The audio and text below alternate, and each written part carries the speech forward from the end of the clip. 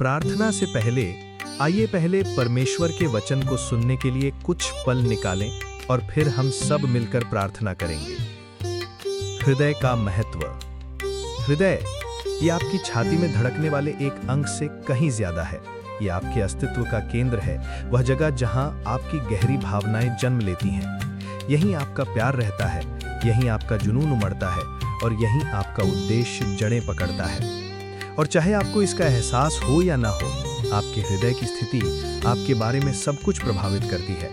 आप कैसे जीते हैं, कैसे प्यार करते हैं, कैसे सेवा करते हैं, कैसे सपने देखते हैं और कैसे सहन करते हैं। आधे अधूरे मन से किए गए कार्य। यदि आपका हृदय किसी चीज में पूरी तरह से नहीं है तो ये दिखता है, कभी सूक्ष्म तरीकों से और कभी स्पष्ट दर्दनाक तरीकों से। आप दिखावा कर सकते हैं लेकिन कुछ खालीपन महसूस होता है। आप खुद को विचलित पाएंगे, निरुत्साहित, आसानी से निराश पाएंगे।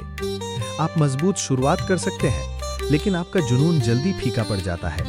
आप शरीर से तो मौजूद होते हैं लेकिन आत्मा से नहीं। आप चल रहे होते हैं लेकिन पूरी तरह से जीवित नहीं। पूरे हृदय से किए गए कार्य। लेकिन जब आपका हृदय वास्तव में इसमें होता है तो सब कुछ बदल जाता है। अचानक आपको एक ऐसी ताकत का पता चलता है जिसके बारे में आपको पता नहीं था। आप अपनी सीमाओं को पार कर जाते हैं। आपको एकाग्रता, ऊर्जा और दृढ़ संकल्प मिलता है। आप स्पष्ट रूप से देखना शुरू करते हैं। आप ये पूछना बंद कर देते हैं कि क्या इसका मूल्य है, और ये कहना शुरू करते हैं जो भी लगे। आप गिरते हैं लेकिन फिर से उठते हैं। आप थक जाते हैं लेकिन हार नहीं मानते। क्यों? क्योंकि आपका हृदय पूरी तरह से जुड़ा हुआ है। आप प्रेम और दृढ़ विश्वास से जी रहे हैं और इस तरह के जीवन का दिखावा नहीं किया जा सकता। हृदय की शक्ति। हृदय में एक रहस्यमय तरह की शक्ति होती है। ये लोगों को असाधारण चीजें करने के लिए प्रेरित कर सकती है। उस पिता के बारे में सोचिए जो लंबे थकाऊ कार्य करता है, इसलिए नहीं क्योंकि यह आसान है, बल्कि इसलिए क्योंकि वह अपने परिवार से गहरा प्रेम करता है।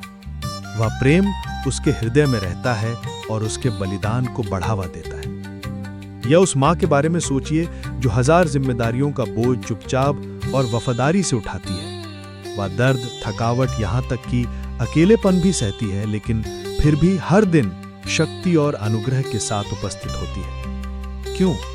क्योंकि उसका हृदय इसमें है। उसका प्यार उसे स्थिर रखता है। जहां प्यार रहता है वहीं शक्ति रहती है, वहीं उद्देश्य रहता है। या उस गरीबी में पली बढ़ी युवा महिला के बारे में सोचिए जो मोमबत्ती की रोशनी में पढ़ती है, स्कूल जाने के लिए मीलों चलती है, कई नौकरियां करती है, न सिर्फ अपने लिए बल्कि अपने परिवार के लिए, एक ऐसे भविष्य के लिए जिसमें वो अपने पूरे हृदय से विश्वास करती है। ये कहानियों से ज्यादा है। ये एक शक्तिशाली सत्य की याद दिलाती हैं कि जब आपका हृदय पूरी तरह से समर्पित होता है तो आप वो करेंगे जो दूसरों को असंभव लगेगा। आप कठिनाई सहन करेंगे, आप हार से उठेंगे, आप जोखिम लेंगे, बलिदान देंगे और तब भी आगे बढ़ते रहेंगे जब दूसरे हार मान चुके होंगे।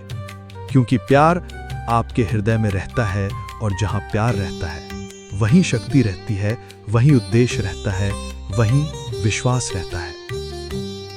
परमेश्वर हमारे हृदय को चाहते हैं और अब इसे स्पष्ट रूप से सुनिए। परमेश्वर आपका हृदय चाहते हैं। सिर्फ आपका समय नहीं, सिर्फ आपके कार्य नहीं, सिर्फ आपकी बाहरी आज्ञाकारिता नहीं, वह आपके सबसे गहरे हिस्से को चाहते हैं। वास्तविक आप, कमजोर, भावुक, बेचैन, ईमानदार आप। वे धार्मिक प्रदर्शन की तलाश में नहीं है, वे संबंध की लालसा रखते हैं। वह आपका स्नेह, आपका विश्वास, आपकी आराधना चाहते हैं, दायित्व से नहीं बल्कि उमड़ते हुए प्यार से। परमेश्वर आपका आधा हृदय नहीं चाहते, वे बचे हुए टुकड़े नहीं चाहते, वह आपका पूरा हृदय चाहते हैं, पूरी तरह से समर्पित, पूरी तरह से अर्पित, पूरी तरह से शामिल। यीशु ने मत्ती 22:37 में कहा, तुम प्रभु अपने परमेश्वर से अपने सारे हृदय, अपनी सारी आत्मा और अपनी सारी बुद्धि से प्रेम करो। यह सिर्फ एक आज्ञा नहीं है, यह एक निमंत्रण है।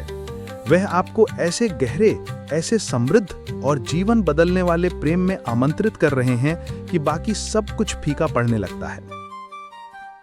शास्त्र और हृदय। शास्त्र अक्सर हृदय की बात करता है, क्योंकि हृदय वह स्थान है जहां से सब कुछ शुरू होता है। मत्ती 5:8 में शास्त्र हमें याद दिलाता है, धन्य है वे जो हृदय के शुद्ध हैं, क्योंकि वह परमेश्वर को देखेंगे। इसी तरह भजन संहिता 34:18 हमें सांत्वना देता है, प्रभु टूटे हुए हृदय वालों के निकट है और कुचली हुई आत्माओं को बचाता है। इब्रानियों 3:8 में एक चेतावनी प्रदान करता है, हमें आग्रह करता है, अपने हृदयों को कठोर ना करो। और भजनकार भजन 51:10 में पैशन से प्रार्थना करता है, हे परमेश्वर, मुझ में एक शुद्ध हृदय उत्पन्न कर और मेरे भीतर एक सही आत्मा को नया कर। अंत में यीशु स्वयं लूका 10:27 में सिखाते हैं, तुम प्रभु अपने परमेश्वर से अपने सारे हृदय, अपनी सारी आत्मा और अपनी सारी बुद्धि से प्रेम करो।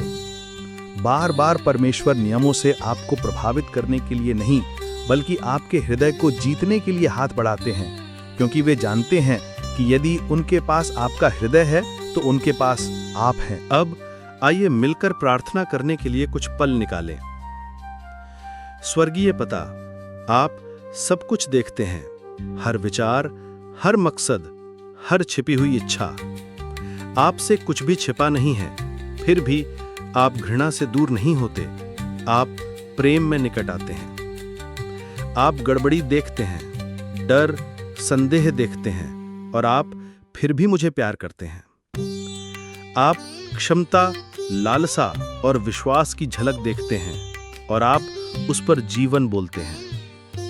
तो आज पिता, जब आप मेरे हृदय की खोज करते हैं, तो मैं प्रार्थना करता हूं कि आपको कुछ वास्तविक मिले। मैं प्रार्थना करता हूं कि आपको एक हृदय मिले जो तैयार है आपसे ज्यादा प्रेम करने को, बदलने को, ढलने को, भले ही ये असहज हो। एक हृदय जो कहता है कि प्रभु, मैं कमजोर हो सकता हूं, लेकिन मैं आपका हूं। मुझे ऐसा हृदय दें जो आप पर भरोसा करता है, तब भी जब जीवन का कोई अर्थ नहीं होता, तब भी जब रास्ता अस्पष्ट होता है, तब भी जब उत्तर नहीं आते। मुझे अपनी समझ पर निर्भर नहीं रहने में मदद करें, बल्कि पूरी तरह से आप पर निर्भर रहने में, आपकी बुद्धि पर, आपके समय पर और आपके वायदों पर। आपका वचन मुझे बताता है कि आप पत्थर के हृदय को दूर कर सकते हैं और उसे मांस के हृदय में बदल सकते हैं, नरम, उत्तरदायी, आपके लिए जीवित, और मैं उसी की लालसा रखता हूँ। तो प्रभु, कृपया मेरे अस्तित्व के सबसे गहरे स्थानों तक पहुँचें। जो कठोर हो गया है उसे ठीक करें, जो सुन्न हो गया है उसे नरम करें, जो आपका नहीं है उसे हटा दें। हे परमेश्वर, मुझ में एक शुद्ध हृदय उत्पन्न कर और मेरे भीतर एक सही आत्मा को नया कर। मुझे इस हृदय की रक्षा करना सिखा, भय से नहीं बल्कि बुद्धि से, क्योंकि मेरे द्वारा किया गया हर कार्य इसी में से निकलता है। मेरे द्वारा बोला गया हर शब्द, मेरे द्वारा लिया गया हर निर्णय, मेरे द्वारा चला गया हर पथ, यह सब हृदय में शुरू होता है। तो मेरा हृदय ऐसा बनाए जो प्रेम में निहित हो, सत्य द्वारा आकारित हो और आप में टिका हुआ हो। प्रभु, मैं एक अस्थायी समाधान के लिए नहीं कह रहा हूँ, मैं वास्तविक परिवर्तन की लालसा रखता हूँ। एक ऐसा परिवर्तन जो भावनाएं फीकी पड़ने पर फीका नहीं होता, एक ऐसा परिवर्तन जो मेरे विचारों, मेरे पैटर्न, मेरी आदतों, मेरी इच्छाओं में समा जाता है, एक ऐसा परिवर्तन जो मेरे प्रतिक्रिया करने, प्रेम करने और जीने के तरीके को फिर से लिखता है। और मैं जानता हूँ प्रभु कि केवल आप ही इस तरह का परिवर्तन ला सकते हैं, केवल आपकी ही आत्मा मुझे अंदर से नया कर सकती है। यीशु, मैं आपको अपने हृदय के सिंहासन पर आमंत्रित करता हूँ, केवल एक कोने पर नहीं, केवल एक हिस्से पर नहीं, इसे पूरा ले लें। मेरी भावनाओं, मेरे विचारों, मेरे निर्णयों, मेरे सपनों पर शासन करें, मेरे हर हिस्से पर प्रभु बने, केंद्र में विराजें। और यदि मेरे हृदय में कुछ भी ऐसा है जो आपको ठेस पहुंचाता है, कुछ भी ऐसा है जिससे मैं चिपका रहा हूं, जो आपसे प्रतिस्पर्धा करता है, तो उसे दूर करें। यदि मैंने अनजाने में कोई मूर्ति बनाई है तो उसे तोड़ दें। यदि मैं अभिमान, कड़वाहट या अक्षमा को ढो रहा हूं तो मुझे पूरी तरह से शुद्ध करें। गहराई तक खुदाई करें प्रभु, और कुछ भी अछूता ना छोड़ें। मैं पूरा होना चाहता हूं, मैं आपका होना चाहता हूं। मुझे आज्ञाकारिता में चलने की इच्छा दें, भय से, दबाव से नहीं बल्कि प्रेम से। मेरा हृदय आपके लिए जुनून से जल उठे। आपका वचन मेरा खजाना बन जाए, पवित्रता मेरा लक्ष्य बन जाए।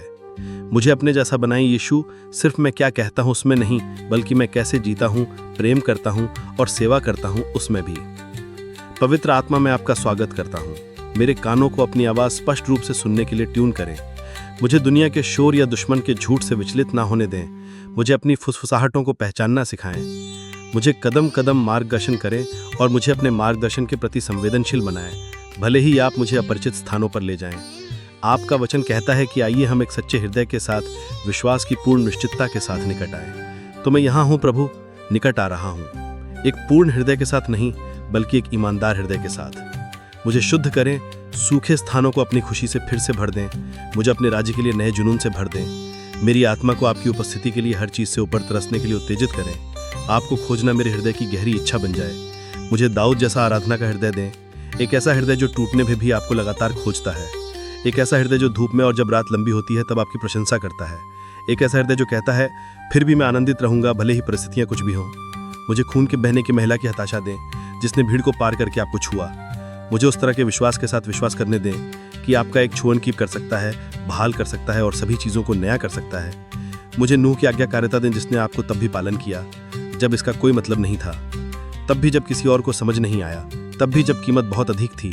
मुझे हर मौसम में आपके साथ कदम से कदम मिलाकर चलना सिखाएं। प्रभु, मैं अपनी पूरी क्षमता से आपसे प्रेम करना चाहता हूँ, अपने मन से, अपनी आत्मा से, अपनी शक्ति से और अपने हृदय से।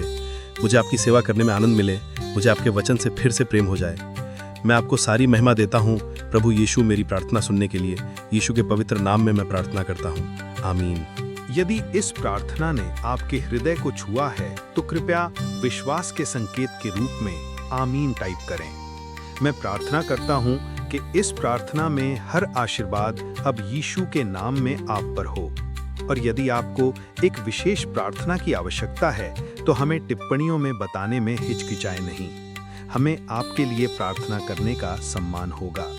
हमारे प्रभु यीशु मसीह का अनुग्रह और शांति हमेशा आपके साथ रहे।